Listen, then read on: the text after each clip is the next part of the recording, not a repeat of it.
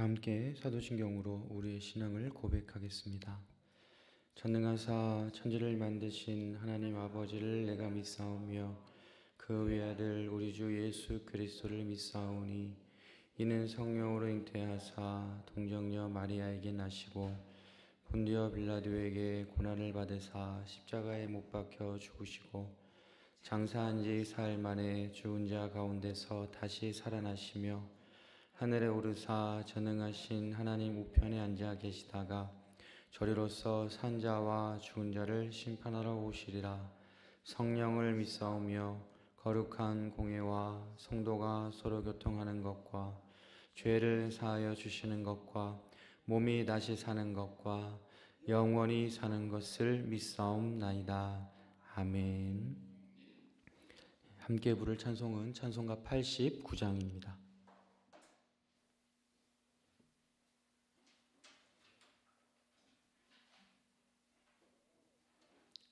찬송가 89장 샤론의 꽃 예수 함께 찬양하겠습니다.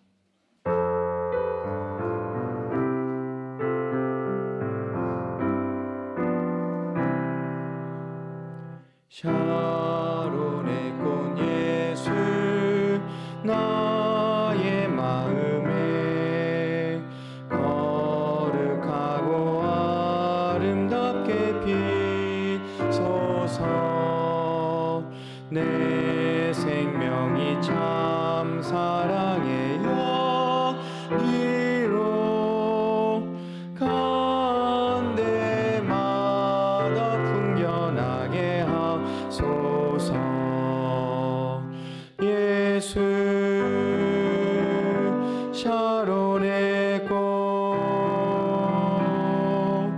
나의 마음의 사랑으로 피소서.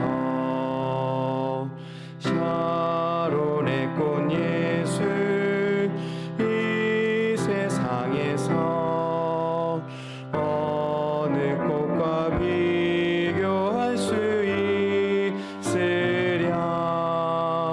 나의 삶의 창결 같은 은혜와 사랑으로 가득하게 하소서. 예수 샤론의 꽃 나의 마음의 사랑으로 피소서.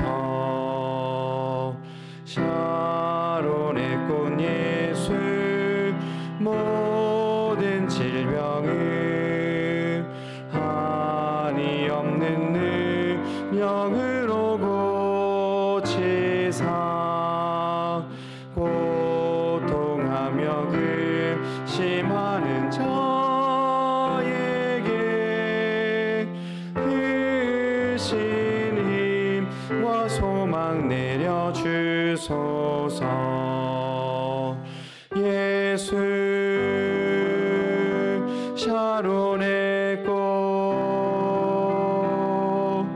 나의 마음의 사랑으로 피소서. 샤론의 꽃 예수 길이 피소서. 주의 영광이 땅 위에 가득해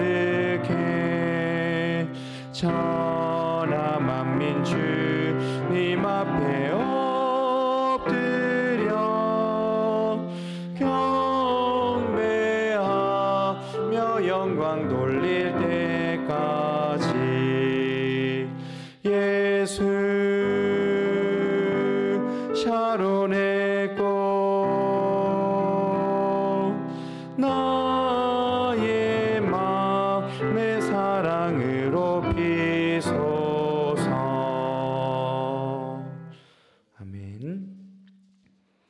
오늘 우리에게 주시는 하나님의 말씀은 고린도전서 12장 12절에서 14절까지의 말씀입니다. 고린도전서 12장 12절에서 14절까지 말씀을 다 함께 한 목소리로 읽겠습니다. 몸은 하나이지만 많은 지체가 있고 몸의 지체는 많지만 그들이 모두 한 몸이듯이 그리스도도 그러하십니다. 우리는 유대 사람이든지 그리스 사람이든지 종이든지 자유인이든지 모두 한 성령으로 세례를 받아서 한 몸이 되었고 또 모두 한 성령을 마시게 되었습니다. 몸은 하나의 지체로 되어 있는 것이 아니라 여러 지체로 되어 있습니다. 아멘. 네, 오늘도 변함없는 사랑으로 우리들을 도우시고 붙드시는 하나님의 은혜가 여러분 모두에게 충만히 임하기를 간절히 소망합니다. 오늘 우리가 함께 읽은 본문의 말씀은 사도 바울이 고린도 교회를 향해 쓴 편지의 내용 중에 이 교회의 본질을 가장 분명하게 드러내고 있는 그런 말씀입니다. 교회의 본질은 예수 그리스도 안에서 하나를 이루어 가야 한다는 것을 바울은 본문을 통해 말하고 있는 것이지요. 본문 12절을 보시면 몸은 하나이지만 많은 지체가 있고 몸의 지체는 많지만 그들이 모두 한 몸이듯이 그리스도도 그러하십니다 라고 기록되어 있습니다. 이 짧은 구절 속에서 바울은 공동체의 정체성, 교회 공동체의 정체성과 그리고 그 공동체에 속한 개인의 자리, 그리고 그 모든 것을 인도해 가시는 하나님의 은혜를 담아내고 있습니다. 먼저 오늘 말씀의 배경에 대해서 한번 생각해 봅니다. 고린도라는 곳은 당대의 상업과 문화의 중심지였습니다. 다양한 사상과 그리고 다양한 생활 양식이 뒤섞여 있는 그런 도시가 바로 고린도였습니다. 그러므로 그 고린도 안에 세워진 교회 역시 여러 출신과 그리고 여러 계층의 사람들이 모이게 되었고 다양한 성향을 가진 사람들이 그 고린도 교회 안에 모이게 되었던 것입니다. 한마디로 서로 다른 사람들이 한 공간에 모이게 된 것이죠. 이런 다양성은 한편으로는 축복이기도 했지만 동시에 분열과 갈등의 원인이 되기도 하였습니다. 어떤 사람들은 특정 인물과 함께 파당을 이루기도 했습니다. 고린도전서 1장 12절을 보면 바울은 이렇게 이야기합니다. 다름이 아니라 여러분은 저마다 말하기를 나는 바울 편이다. 나는 아볼로 편이다. 나는 게바 편이다. 나는 그리스도 편이다 한다고 합니다. 라고 바울이 이야기했지요. 그러니까 교회 안에 사람을 중심으로 한 그런 분열과 파당들이 그 고린도 안에 있었다라고 하는 것이지요. 그리고 더 나아가서 외형적으로 드러나는 은사와 능력을 더 영적인 것으로 여겨서 서로 비교하고 상대방을 낮추는 일도 이 고린도 교회 안에 있었던 것입니다. 그러니까 은사나 능력을 우월함의 기준으로 삼았다는 것입니다. 하나님께서는 각 사람에게 주신 은사가 다 다양합니다. 그 은사에는 우월함이 없지요.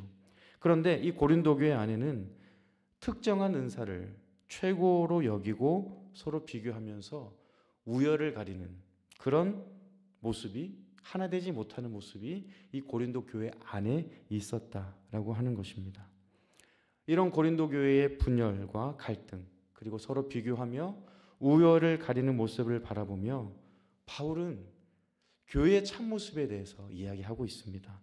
바울이 이 교회의 참모습에 대해 말하기 위해 가장 쉽고 누구나 이해할 수 있는 그런 한 단어를 사용하는데요. 그 단어는 바로 오늘 본문에 나와 있듯이 몸이라고 하는 단어입니다. 몸. 12절 말씀을 다시 보시면 몸은 하나이지만 많은 지체가 있고 몸의 지체는 많지만 모두 한 몸이다 라고 바울이 선포하지요. 여러분, 몸은 하나의 유기체를 말하는 것입니다.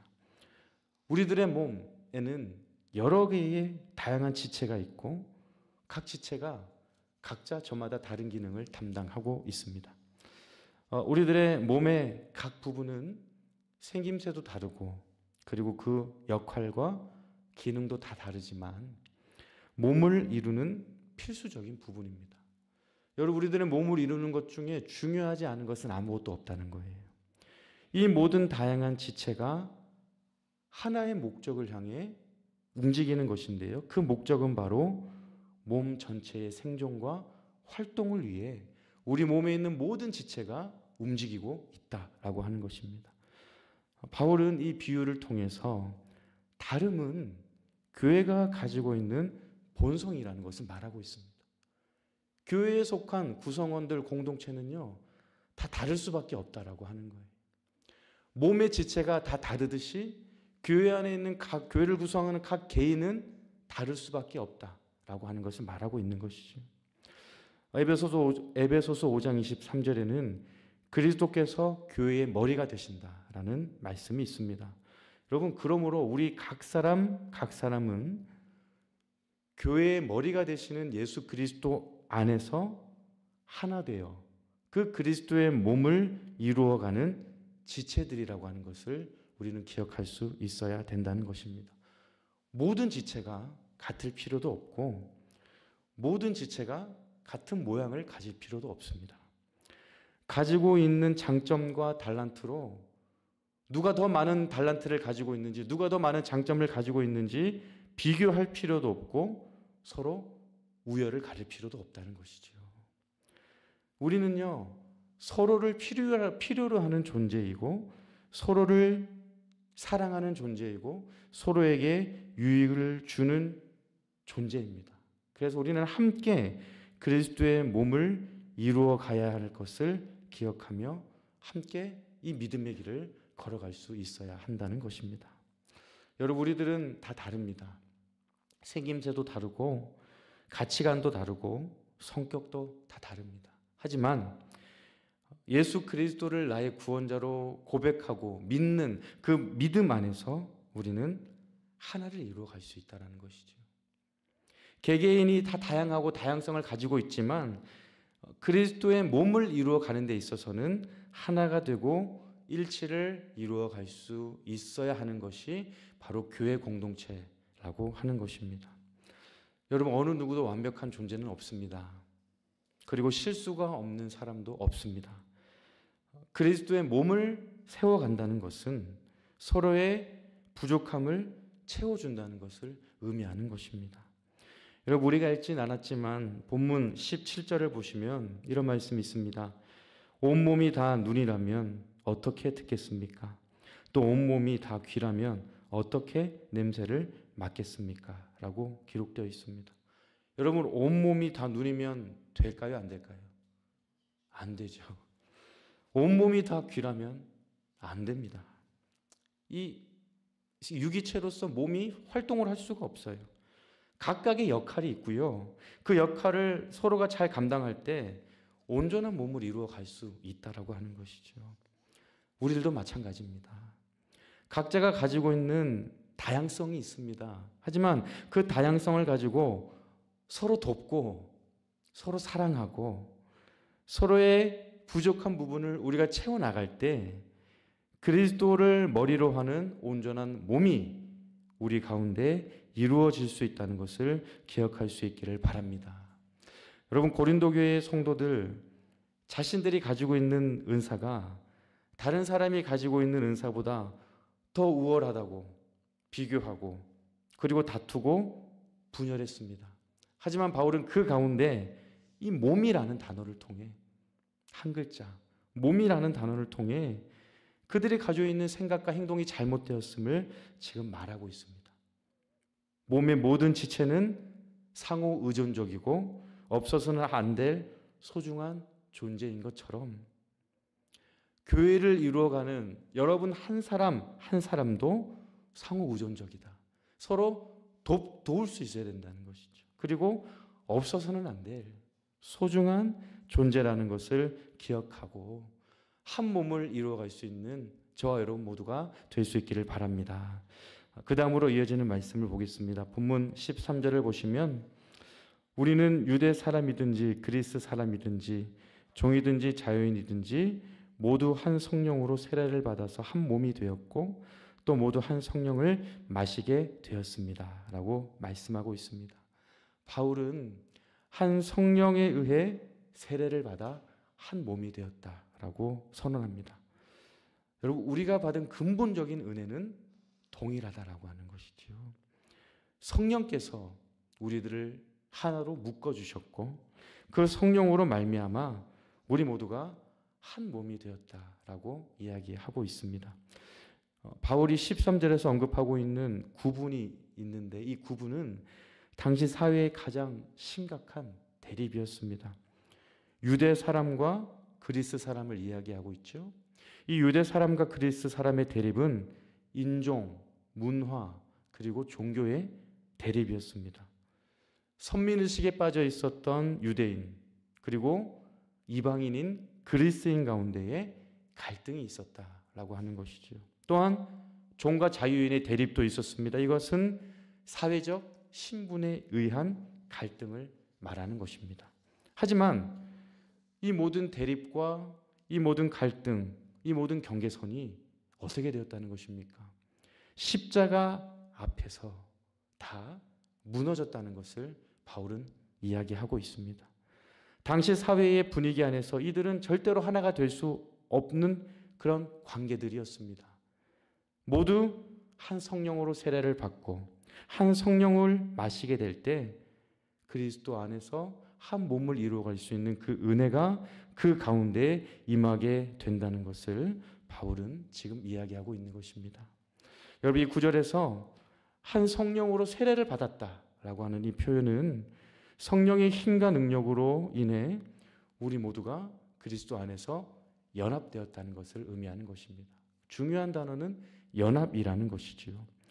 우리는 다 다르지만 성령의 능력으로 그리스도 안에 연합된 하나의 지체가 되었다라고 하는 것입니다. 또한 모두 한 성령을 마시게 되었다라는 그런 구절이 있습니다. 이 구절은 계속해서 생명수를 공급받는 상태를 의미하는 것입니다. 생명수를 공급받는다는 것은 영적인 생명력과 만족을 끊임없이 공급받으며 살아간다는 것을 의미하는 것입니다.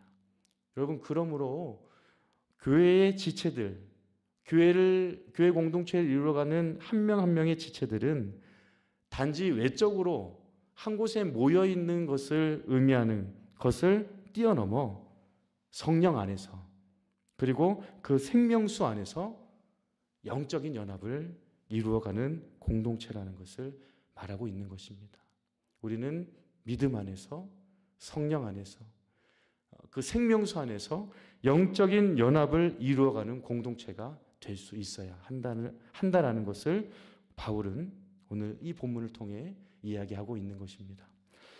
여러분, 바울은 분명하게 이야기합니다. 교회는 서로 다른 지체들이 서로 경쟁하고 서로 분열하는 곳이 아니라 서로를 필요로 하고 그리고 서로를 섬기는 곳이 되어야 한다라고 이야기합니다. 그리고 서로를 존중하고 약한 지체를 귀하게 여기고 서로를 위해 기도해 줄 수 있는 곳이 바로 교회이고 이것이 바로 그리스도의 몸을 세워가는 방법이라고 바울은 선포하고 선언하고 있는 것입니다. 여러분, 우리 한 사람 한 사람도 교회의 머리이신 예수 그리스도 안에서 한 마음을 이루어갈 수 있기를 바랍니다. 우리들은 서로 다를 수밖에 없습니다. 그리고 주님께서 주신 은사도 각자가 다 다를 수밖에 없습니다.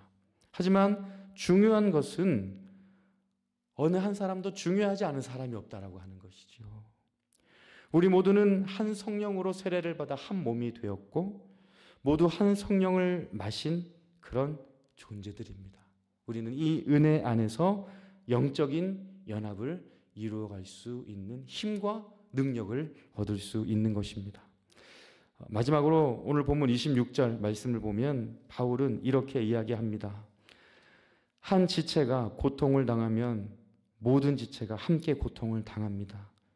한 지체가 영광을 받으면 모든 지체가 함께 기뻐합니다.